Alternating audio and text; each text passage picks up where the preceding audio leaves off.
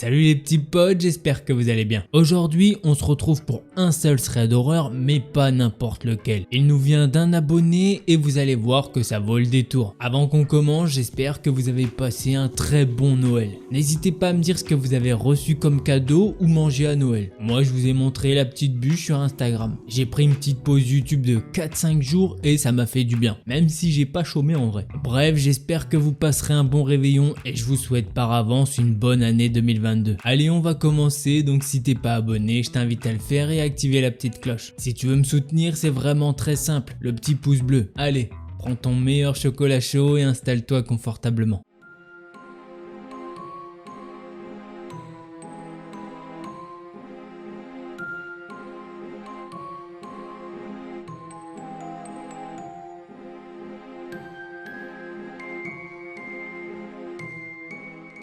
L'histoire que je vais vous raconter s'est passée il y a à peu près 5 ou 6 ans et ça se déroule sur une période de 1 an. Celui qui nous raconte cette histoire s'appelle Benjamin, il a 14 ans à cette époque et il est en 3ème. Il nous explique qu'il a une petite bande de potes. Dans sa bande de potes, il y a son meilleur ami Sofiane, 2 autres gars qui s'appellent Baptiste et Florian et il y a 2 filles, Katiana et Noémie. À ce moment-là, Baptiste est en couple avec Noémie et Florian est avec Katiana. Le contexte étant posé, on peut passer à l'histoire. Après les cours, tous les jours, Benjamin et ses amis ont tendance à se rejoindre au niveau du port de sa ville. Un jour où ils sont tous là-bas, Baptiste va alors dire « Les gars, je connais une ancienne clinique abandonnée, ça vous tente ?» Tout le petit groupe se regarde et ils se disent que effectivement ils sont plutôt chauds. Comme ça, ils pourront se poser tranquille et il y aura personne aux alentours. Baptiste les emmène sur les lieux qui est à une quinzaine de minutes à pied depuis le port. Le petit groupe arrive donc devant des grillages. Le petit groupe décide donc de l'escalader et une fois passé de l'autre côté, ils doivent passer une sorte de mini forêt. Quand Benjamin arrive sur les lieux, il découvre que la clinique est déjà à moitié détruite. Et ça ressemble plus à un manoir abandonné qu'à une clinique au final. Et en arrivant devant le bâtiment, Benjamin il a pu remarquer qu'il y avait une 50aine de corbeaux qui survolaient le lieu. Du coup, il se retourne en regardant ses potes et il dit « Putain, on dirait vraiment un film d'horreur ». Le petit groupe cherche alors un moyen de pénétrer dans le bâtiment, mais il trouve vraiment pas d'accès. Le petit groupe va alors s'asseoir derrière le bâtiment sur des sortes de rochers et ils se mettent tous à réfléchir sur comment ils pourraient rentrer dans les lieux. Benjamin il est tellement impatient d'entrer, il se lève, il refait le tour du bâtiment abandonné, mais malheureusement il trouve toujours pas d'entrée. Donc ça commence un petit peu à le saouler et il commence à prendre une pierre et il se met à la jeter vers ce qui normalement devait être une fenêtre mais qui a été couverte de parpaings. Et là bingo, il a réussi à faire un trou dedans. Donc il se met à courir pour aller prévenir ses amis. Donc là forcément une petite idée stupide leur vient en tête. C'est de balancer des cailloux pour créer leur propre entrée dans le bâtiment. Ils vont donc faire 3 groupes pour ça. Florian, il est avec Benjamin et il commence le trou qu'il a déjà fait. Noémie et Baptiste, ils vont devant la clinique. Sofiane et Katiana, quant à eux, ils vont au-dessus d'une sorte de balcon. Ils peuvent escalader plus ou moins facilement. Donc les 3 groupes essayent chacun de leur côté de se créer leur propre entrée. Et c'est Sofiane et Katiana qui ont réussi en premier à faire un gros trou. Tous les amis ont arrêté de faire leur trou et ils sont passés par le trou qui était au balcon. La bande d'amis se dit que c'est encore mieux que ce qu'ils avaient pensé et que à partir de maintenant ce serait leur lieu de rendez-vous puisque techniquement personne peut rentrer dans le manoir puisqu'il faut quand même escalader un étage. Benjamin étant un petit peu plus aventureux que ses amis s'avance le premier dans les lieux. Ensuite ils passent les uns après les autres. Ils nous précisent qu'ils ne peuvent pas descendre pour aller à l'étage inférieur car l'escalier est à moitié démoli. Après ça tous les jours ils vont venir s'installer au premier étage. Mais un beau jour, Benjamin il s'est dit que ce serait quand même cool d'aller visiter l'étage inférieur. Et il va donc sauter puisqu'effectivement en bas il avait pu voir des petites caisses et il s'est dit qu'il pourrait remonter dessus. Florian accompagne Benjamin en bas et ils ont visité les 3 pièces du dessous. 2 pièces sont collées et une est entièrement remplie de carrelage. Et dans cette pièce ils se sentent apaisés. Mais ils ont aussi une sensation bizarre au final. Une fois ce petit tour effectué, ils décident de remonter pour en parler à leurs amis. En entendant ça, ils ont décidé de tous descendre pour aller voir cette fameuse pièce. Et c'est à partir de maintenant que le drame commence.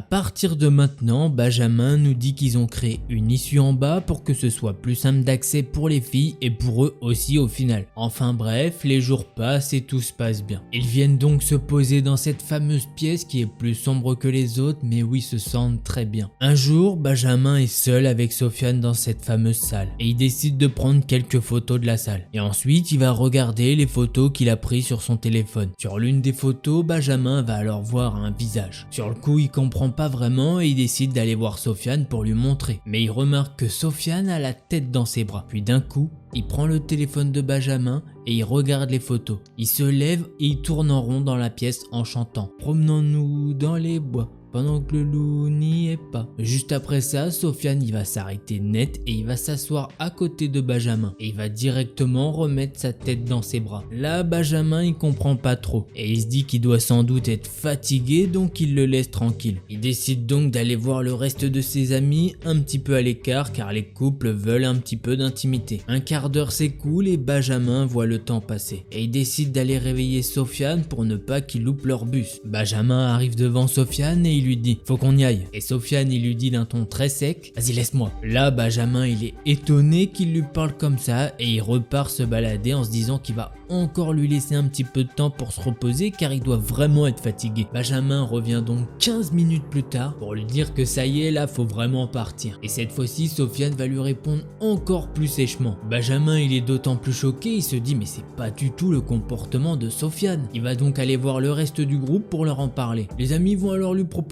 une petite technique. Ils disent à Benjamin de tirer Sofiane, comme ça va le réveiller un petit peu. Sofiane ayant un gabarit un peu moins impressionnant que Benjamin, normalement ça devrait pas être trop dur pour lui de le tirer. Baptiste il va donc commencer la technique et il va tirer Sofiane, en lui disant que c'est bon, là ils vont louper le dernier bus s'il bouge pas. Sofiane il va donc regarder Benjamin avec un regard vide, ce qui va clairement paralyser Benjamin. Et d'un coup, Sofiane va plaquer Benjamin contre le mur avec une seule main, et il va même le soulever. Benjamin, à ce moment-là, il arrive même pas à se débattre et il le regarde sans pouvoir rien faire. À ce moment-là, Florian était rentré au début de la salle et il a vu toute la scène. Il est donc intervenu et il a décidé de les séparer, étant le plus fort du groupe à ce moment-là. Sous le choc, Benjamin décide de prendre l'air devant et expliquer ce qui s'est passé à Noémie et Baptiste qui étaient dehors pendant ce temps-là. Quand il leur a expliqué ça, ils ont décidé de foncer en direction de Katiana et Florian, laissant Benjamin seul dans ses pensées. Au moment où Sofiane a plaqué Benjamin contre le mur, il a senti que Sofiane n'était plus lui-même. Benjamin va alors foncer en direction de Sofiane et il le prend dans ses bras en lui disant mot pour mot « Pense à Mathieu qui est donc le petit ami de Sofiane ». Sofiane il va alors regarder Mathieu et il va dire « Benji » tout en pleurant avec les larmes aux yeux. Les deux amis décident de partir et d'en parler sur le trajet du retour. Et Sofiane lui certifie de ne pas se souvenir de ce qui s'est passé. La seule chose qu'il se souvienne, c'est que d'un coup, il n'y avait plus personne dans la pièce et des émotions noires se sont emparées de lui. De la tristesse et de la colère l'ont envahi. Maintenant, on arrive au soir et il faut savoir une chose, c'est que tous les soirs, les amis s'appelaient sur Skype. Tout ça pour faire un briefing normalement de leur journée. Et d'ailleurs dans ces journées passées sur les lieux abandonnés, Benjamin il se dit qu'ils ont peut-être plus ou moins provoqué des esprits là-bas. Ils faisaient des petits jeux, ils insultaient à voix haute, ils mettaient un petit peu le feu.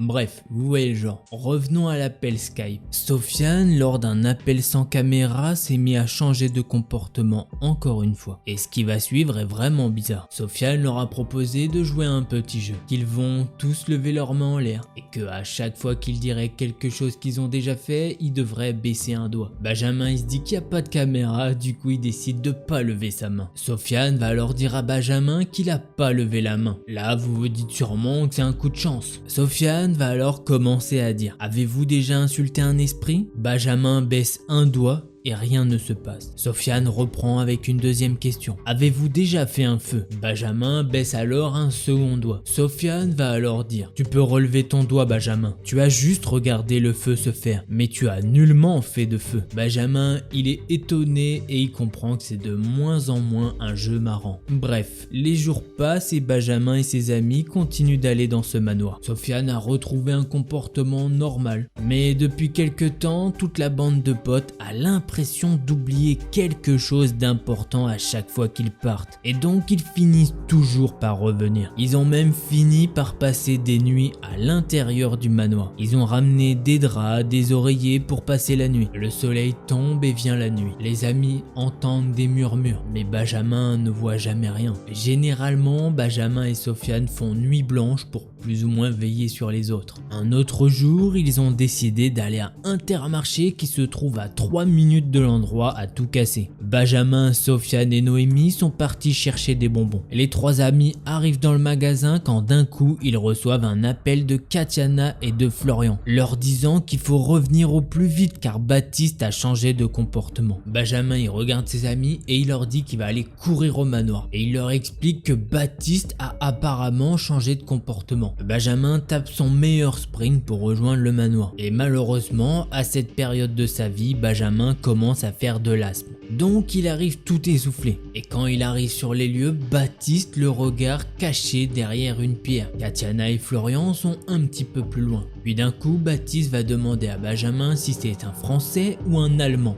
Benjamin, il est tout essoufflé, il comprend pas trop, mais il lui dit qu'il est français. Baptiste demande à Benjamin ce qui lui arrive et il commence à le diagnostiquer comme un médecin. Benjamin lui dit que c'est rien et qu'il fait juste de l'asthme. Après quelques minutes, il a repris sa respiration. Et Baptiste demande au groupe s'ils veulent visiter l'endroit. Benjamin, Katiana et Florian vont alors dire oui. Baptiste leur demande de le suivre et commence à faire 2-3 pas et il se retourne vers Benjamin en lui disant « Attention, tu marches sur un cadavre ». Benjamin ne voit rien à ses pieds et il le suit de nouveau à l'intérieur. Et Baptiste va alors leur détailler toutes les pièces une par une. Après avoir fini le tour des pièces, Baptiste va alors fouiller dans ses poches. Après avoir fini, Baptiste va fouiller dans ses poches et il se met à lancer son téléphone en disant que c'est une grenade. Avec un petit peu de chance, Benjamin rattrape le téléphone de Baptiste en lui disant que non, c'est pas une grenade. Après ça, Baptiste le regarde et lui demande « On est en quelle année ?» Benjamin lui répond « Pour toi, on est en quelle année ?»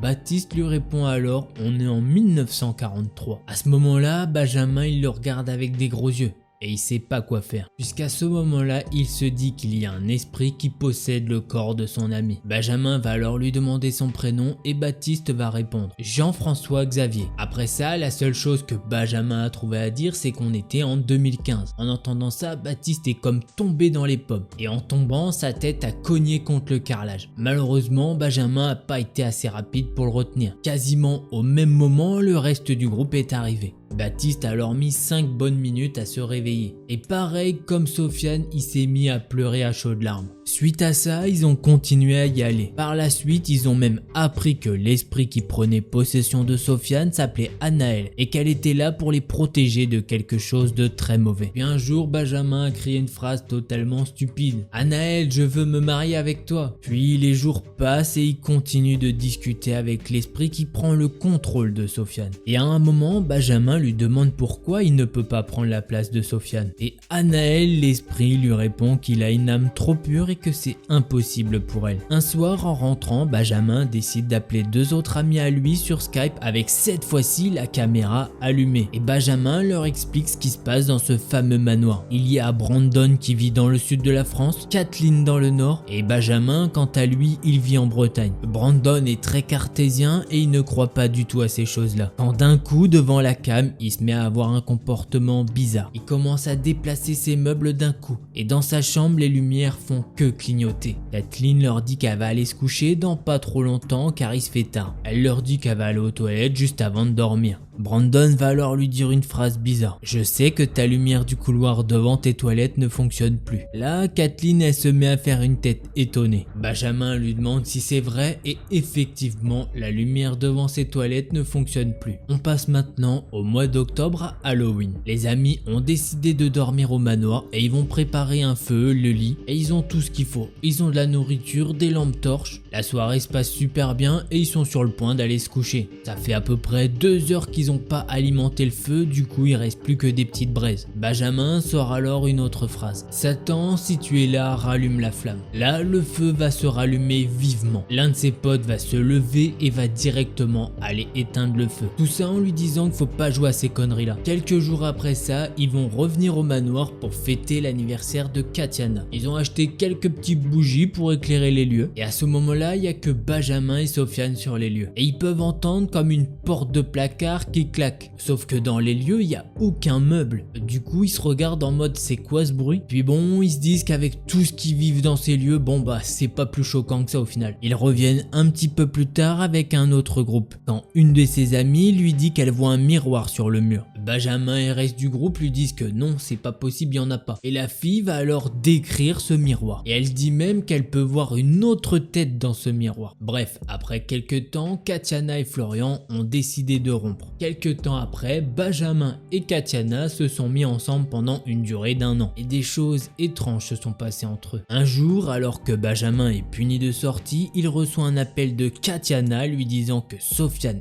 et Baptiste ont tous les deux changé de comportement. Sofiane a menacé tout le monde comme quoi personne ne pouvait rentrer dans la pièce. Et Baptiste de son côté suppliait Sofiane de ne faire du mal à personne. Benjamin est sorti en douce et quand il est arrivé sur les lieux, il n'y avait plus personne malheureusement. Quelques jours après ça, Benjamin dormait chez Katiana. Ils dorment tous les deux quand Benjamin se réveille. Il peut voir une dame debout, elle est vêtue de noir comme dans les anciens enterrements. Puis il ressent une énorme pression sur son torse. Il ne peut presque plus respirer. Il essaye d'appeler à l'aide mais plus aucun son ne sort de sa bouche. Benjamin tourne un peu sa tête et il voit que maintenant la dame est juste en face de lui. Il n'arrive pas à distinguer sa tête mais c'est comme si elle s'était téléportée en une fraction de seconde. Benjamin nous dit qu'à ce moment-là c'était sa première paralysie du sommeil et que ça n'a pas duré plus de quelques secondes mais en réalité t'as l'impression que c'est des heures. Par la suite ils sont partis chez ses grands-parents dans une partie éloignée de la ville. Un après-midi, Benjamin et Katiana se reposaient en regardant un film quand Benjamin a senti une chose bizarre venant de Katiana. Benjamin ne l'entendait plus respirer mais il sentait sa tête bouger sur son torse et il lui dit d'un coup « Je sais que tu n'es pas Katiana » et elle lui répond alors « Ah oui, tu sais qui je suis ?» Benjamin a directement compris que c'était Anaël. Une peur bleue s'empare de Benjamin. Il est seul avec Anaël. Il décide de secouer Katiana pour qu'elle prenne conscience. 2 minutes après, elle s'est réveillée. Le soir même, ils remettent un film et ça recommence. Benjamin va alors dire à Anaël « Qu'est-ce que tu veux ?» Anaël lui dit alors « Je veux me marier avec toi ». Là, Benjamin va décider d'agir comme un enfant en lui disant de retourner là d'où elle vient, c'est-à-dire en enfer. Tout ça à plusieurs reprises et après ce fameux événement, il ne s'est plus rien passé. Aujourd'hui, le manoir a été rénové et c'est maintenant une maison de retraite. Voilà, j'espère que cette histoire vous a plu et c'est ainsi que se termine cette histoire. Alors oui, effectivement, au début, je vous ai pas prévenu que c'était paranormal, mais clairement, ça vaut le détour. Changement de comportement et tout, les esprits qui prennent possession, j'ai vraiment adoré. Il faut savoir qu'il m'avait envoyé une petite partie, j'ai kiffé et je lui dis oh tu peux m'envoyer la suite et effectivement il me l'a envoyé. J'ai même eu quelques petites photos, je sais pas ce que je vous ai mis encore au montage. Alors effectivement ils sont assez jeunes donc ils font un peu de conneries, ça peut se comprendre je pense, mais comme quoi faut pas jouer avec les esprits. Surtout qu'apparemment Anaël voulait pécho Benjamin clairement. Voilà, j'espère que tu vas bien mon petit pote et que tu te portes bien. Si vous aussi vous avez des histoires à raconter, vous connaissez l'adresse. Au cas où je vous la mets quand même. Et sinon tu peux venir en DM sur Instagram. Donc si t'as kiffé la vidéo, je t'invite clairement à mettre un commentaire. De 1 parce que ça fait plaisir d'avoir ton ressenti et de 2 comme j'ai fait un petit peu moins de vidéos pour les fêtes, bah YouTube il en a rien à foutre et du coup bah il met moins en avant tes vidéos et mine de rien je vous cache pas que c'est quand même du boulot. Donc si vous arrivez à me donner un coup de main là-dessus, je suis preneur. Il y a un autre moyen d'exprimer ta joie, c'est le petit pouce bleu. Et si tu m'as découvert et que tu connaissais pas la chaîne et que t'as kiffé, bah je t'invite à t'abonner et activer la petite cloche. En attendant la prochaine vidéo, je vous fais des bisous, je vous dis à la prochaine. Tchuss les petits potes. Allez, prends ton meilleur chocolat chaud et installe-toi confortablement. Tin, tin, tadam, tin, tin, tin, tin. Oh, je sais plus trop. Mais c'est une bonne version aussi. I just want to play a game with you. Hey, don't you run away. Please stay. Stay with me. If you don't come play with me, then we will kill you.